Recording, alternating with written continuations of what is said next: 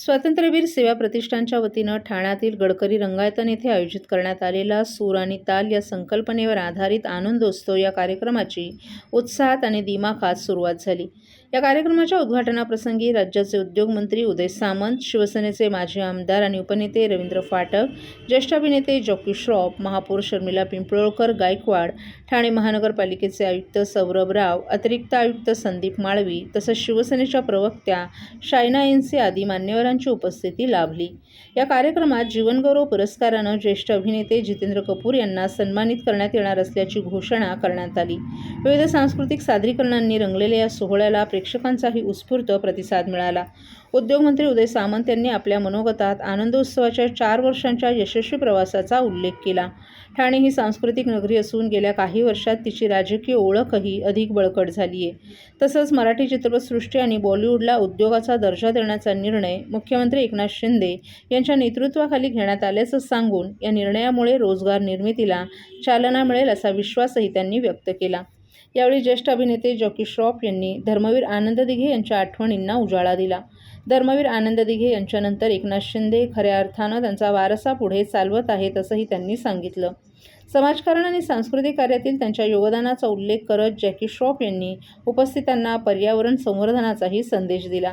प्रत्येकानं किमान एक झाड लावून त्याचं संगोपन करावं असं आवाहन देखील त्यांनी केलं। यावेळी पद्मभूषण संगीतकार श्रीनिवास खळे यांची गाणी गायक कलाकारांनी सादर केली। आनंद दिघे यांच्या कार्यपरंपरेला पुढे नेत हा आनंदोत्सव वर्षोनुवर्ष अधिक भव्य स्वरूपात साजरा होत राहावा अशा शुभेच्छा मान्यवरांनी यावेळी व्यक्त केल्या।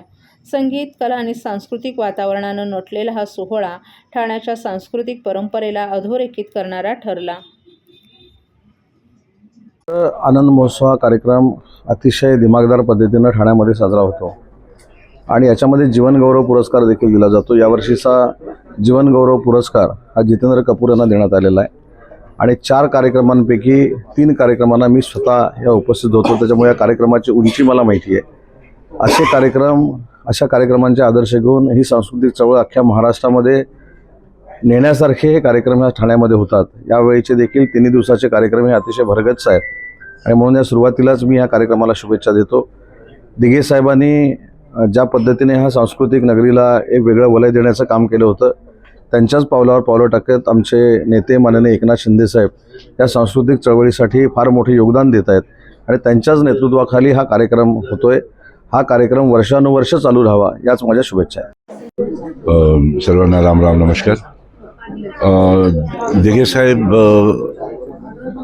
मैं ओळखती हूँ दिघे साहबाना, मतलब मैं बहुत साल से साहब के साथ हमेशा काम किया।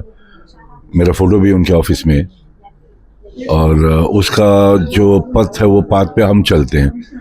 सबको मदद करना, सबको एक ही समझना, ये सारी बातें हैं। तो दिघे साहब का जो आप पुरस्कार भी कर रहे हैं और एकनाथ जी का वर्ध दिवस भी था, तो बस शुभेच्छा। ऑल माय लव एंड अफेक्शन सबको। धरी बोला। राम राम, जय हिंद, जय महाराष्ट्र।